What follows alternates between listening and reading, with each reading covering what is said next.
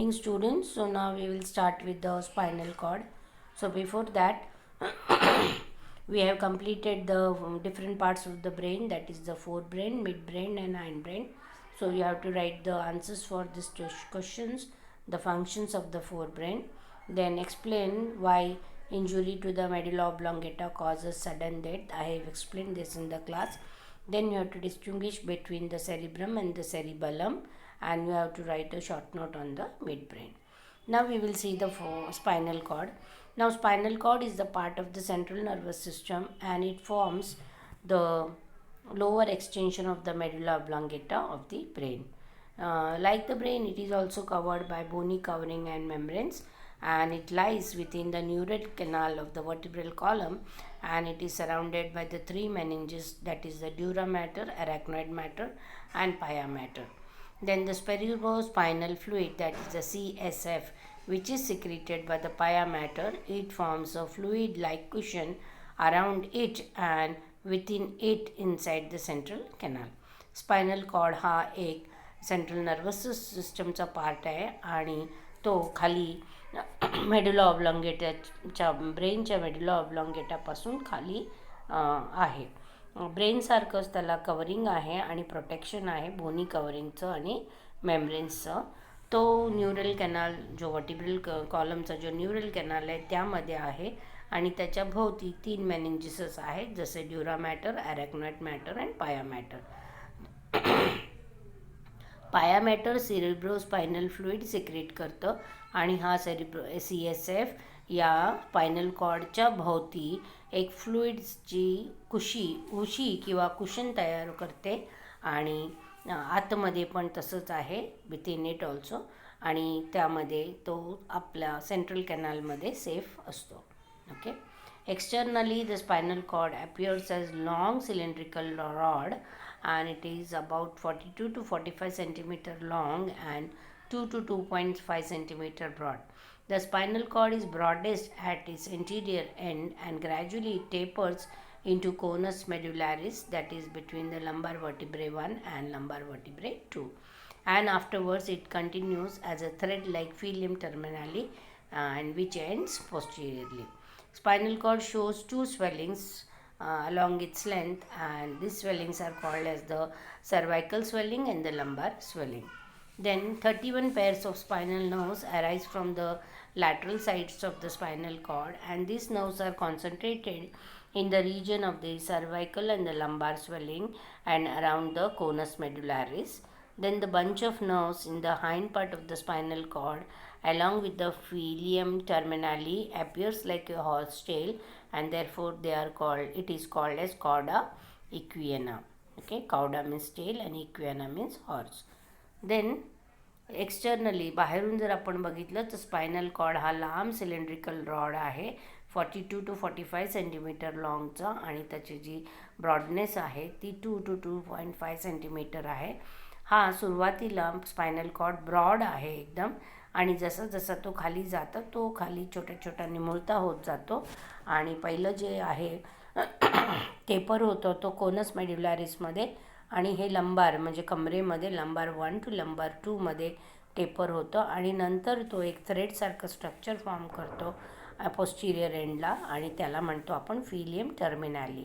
Spinal कॉर्ड्समध्ये 2 swelling दिसतात त्यांच्या पूर्ण लेंथमध्ये, आणि त्याला म्हणतो आपण सर्वायकल स्वेलिंग जे मानेत असतात आणि लंबार स्वेलिंग जे कमरेत असतात. एक 31 पेअर्स स्पायनल नर्व्स या स्पायनल कॉर्डच्या लॅटरल साईड्सपासून अराईज होतात, आणि या नर्व्स जे सर्वायकल आणि लंबार स्वेलिंग आहेत तिथे कॉन्सन्ट्रेटेड आहेत, आणि कोनस मेड्युलारिसच्या इथे पण कॉन्सन्ट्रेटेड आहेत. जो नंतरचा हाइंड पार्ट आहे स्पायनल कॉर्ड तिथे नर्व्सचा बंडल असतो किंवा बंच असतो, आणि त्याचबरोबर फिलियम टर्मिनालीकडे हा जो स्पायनल कॉर्ड आहे तो हॉर्सच्या टेलसारखा दिसतो, आणि म्हणून तिथे त्याला काय म्हटलं जातं त्या भागाला cauda equina. Now if you take the TS of spinal cord we can see that the spinal cord is dorsoventrally flattened due to the presence of a deep, narrow posterior fissure and shallow, broad anterior fissure. Okay. and this central canal can be seen in the center, and this fissure divides the spinal cord incompletely into right and left side. Now the gray matter is somewhat H-shaped or butterfly shaped, and it is and on the inner side while the white matter is on the outer side. The fissure divides the gray matter into 6 horns, namely the dorsal and the ventral horns, while the white matter is divisible into 6 columns or funiculi, namely the dorsal funiculi, lateral funiculi, and ventral funiculi. The dorsal and the ventral horns extend out of the spinal cord as the dorsal root and the ventral root of the spinal cord respectively. Out of this, the dorsal root is connected to the dorsal root ganglion, that is, it lies just lateral, outside and lateral to the spinal cord, and it has an aggregation or collection of unipolar sensory neurons. म्हणजे जर आपण TS घेतला spinal कॉर्डचा तर आपण असं बघतो की spinal cord हा डॉर्सोवेंट्रली फ्लॅट आहे, कारण यामध्ये 2 फिशर्स आहेत. तो एक जो आहे पोस्टिरियर साईडला जो डीप आहे, नॅरो आहे, आणि अँटिरियर जो फिशर आहे तो शॅलो आहे आणि ब्रॉड आहे, आणि मध्यभागी एक सेंट्रल कॅनल दिसतं. हा जे फिशर्स आहेत ते स्पायनल कॉर्डला इनकम्प्लिटली डिवाइड करतात, राईट साईड आणि लेफ्ट साईड. ओके. आता जो ग्रे मॅटर आहे तो जवळ H शेप्ड आहे किंवा बटरफ्लाय शेप्ड आहे, आणि तो त्याच्या आतल्या साईडला, आणि व्हाईट मॅटर जो आहे तो बाहेर आतल्या आउटर साईडला आहे. जो फिशर्स आहेत ते ग्रे मॅटरला 6 हॉर्न्समध्ये डिवाइड करतात, dorsal, lateral and ventral horns. Okay. Then the fissures, white matter हा जो आहे त्याला 6 कॉलम्स किंवा फ्युनिक्युलायमध्ये डिवाइड करतं, जे आहेत dorsal, lateral and ventral funiculi. Okay. Then म्हणजेच 6 हॉर्न्स आहेत आणि 6 फ्युनिक्युलायज आहेत.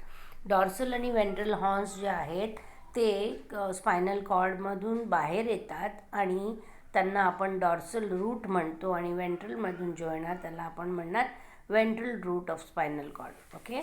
त्यातला जो डॉर्सल रूट आहे तो डॉर्सल रूट गँग्लियननं कनेक्ट होतो, आणि हा बाहेर आणि स्पायनल कॉर्डच्या बाहेर आणि लॅटरल साईडला असणार आहे. त्यामध्ये कलेक्शन असेल सेन्सरी न्यूरॉन्सचं जे युनिपोलार असतील. सो बघा इथे पिक्चरमध्ये दाखवलेलं आहे. खाली आहे अँटिरियर मीडियन फिशर. ओके. आणि अँटिरियर मीडियन फिशन हा शॅलो आहे आणि पोस्टिरियर मीडियन फिशन तो डीप असेल, बरोबर. त्यानंतर फिशर आहे, नंतर पोस्टिरियर मीडियम सेप्टम दाखवलेला आहे, आणि नंतर आतला जो भाग आहे तो ग्रे मॅटर आहे, बाहेरचा जो आहे तो व्हाईट मॅटर आहे. ओके. आता हा जो ग्रे मॅटर आहे तो H शेप आपल्याला दिसतो, आणि व्हाईट मॅटर बाहेरच्या बाजूला आहे, हा H शेप दिसतो. आता या फिशरनी जो ग्रे मॅटर आहे तो 6 हॉर्न्समध्ये डिवाइड झालेला आहे. सो बघा, एक आहे डॉर्सल हॉर्न. ओके. त्यानंतर आहे लॅटरल हॉर्न आणि खाली आहे वेंट्रल हॉर्न. एका बाजूला राईट साईडला तसंच लेफ्ट साईडला असेल. इकडे राईट साईडला लेफ्ट साईडला दाखवलेलं आहे डॉर्सल हॉर्न, लॅटरल हॉर्न आणि वेंट्रल हॉर्न. ओके. त्यानंतर व्हाईट मॅटर जो आहे तो पण 6 कॉलम्समध्ये डिवाइड होतो किंवा फ्युनिक्युलायमध्ये, ज्याला म्हणतो आपण डॉर्सल फ्युनिक्युलाय, वेंट्रल फ्युनिक्युलाय आणि तिसरा आहे लॅटरल फ्युनिक्युलाय. ओके. देन डॉर्सल आणि वेंट्रल हॉर्न बघा इथे आपल्याला फिगरमध्ये बाकी डॉर्सल हॉर्न आणि वेंट्रल हॉर्न. सो हा वेंट्रल हॉर्न दाखवलेला आहे, डॉर्सल हॉर्न इकडे. ओके. हे दोन्ही एक्सटेंड होतात बाहेर, कुठे स्पायनल कॉर्डच्या बाहेर. ते फिगरमध्ये इथे दिसत नाही, आपण पुढचा फिगर जर असेल तर तिथे दोघे, आणि मग त्याचं डॉर्सल रूट तयार होतो आणि वेंट्रल रूट तयार होतो. ओके. डॉर्सल रूट मग नंतर डॉर्सल रूट गँग्लियनला कनेक्ट होतो. Okay, so this is about the structure. Now we will see the different things. Now the association of the interneurons lies inside the gray matter, and they receive the signal from the sensory nerve, then integrate it and direct the response towards the motor neurons, which lie towards the ventral horn. The lateral horns have the neurons of ANS, and the nerves arising from these neurons, they come out from the ventral root of the spinal nerve. आता ॲसोसिएशन किंवा interneurons हे grey मॅटरच्या आतमध्ये असतात. ते receive करतात signal sensory नर्वपासून. त्या सिग्नलला ते इंटिग्रेट करतात आणि मग नंतर तो जो रेस्पॉन्स घडून आणणार आहे तो मोटर न्यूरॉन्सकडे डायरेक्ट करतात. हा मोटर न्यूरॉन वेंट्रल हॉर्नकडे प्रेझेंट आहे. ओके, लॅटरल जो हॉर्न आहे त्याच्यामध्ये ऑटोनॉमिक नर्वस सिस्टमचे न्यूरॉन्स असतात आणि या न्यूरॉन्सपासून ज्या नर्व्स अराईज करतात त्या बाहेर येतात वेंट्रल रूटपासून स्पायनल नर्वच्या. ओके, व्हाईट मॅटरमध्ये it will consist mainly of bundles of myelinated nerve fibres and this are called as the ascending and the descending tracts. The ascending tracts conduct the sensory impulse from the spinal cord to the brain, and they lie in the dorsal column or the funiculi. The descending tract conduct the motor impulses from brain to the lateral and the ventral funiculi of the spinal cord. तो जो white matter आहे त्याच्यामध्ये myelinated nerve फायबरचे bundles असतात आणि त्यांना आपण ascending tract आणि डिसेंडिंग ट्रॅक्ट म्हणतो. हे जे असेंडिंग ट्रॅक्ट आहेत ते सेन्सरी इम्पल्स कंडक्ट करतात स्पायनल कॉर्डपासून ब्रेनला अँड ते डॉर्सल फ्युनिक्युलायमध्ये असतात. द डिसेंडिंग ट्रॅक्ट जो आहे तो मोटार इम्पल्सेस ब्रेनपासून तर लॅटरल आणि वेंट्रल फ्युनिक्युलाय स्पायनल कॉर्डला याला कंडक्ट करतात.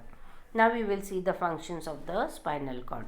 नाव the spinal cord is the main centre for the most of the reflex actions, and it provides pathway for conduction of the sensory and the motor impulses to and from the brain. It provides nervous connection to many parts of the body.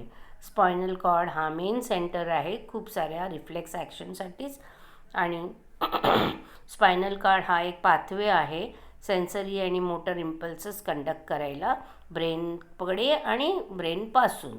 Okay, त्यानंतर spinal cord जो आहे nervous connection खूप साऱ्या parts of the बॉडीला पुरवतो. Okay, now we will afterward see the peripheral nervous system. Okay.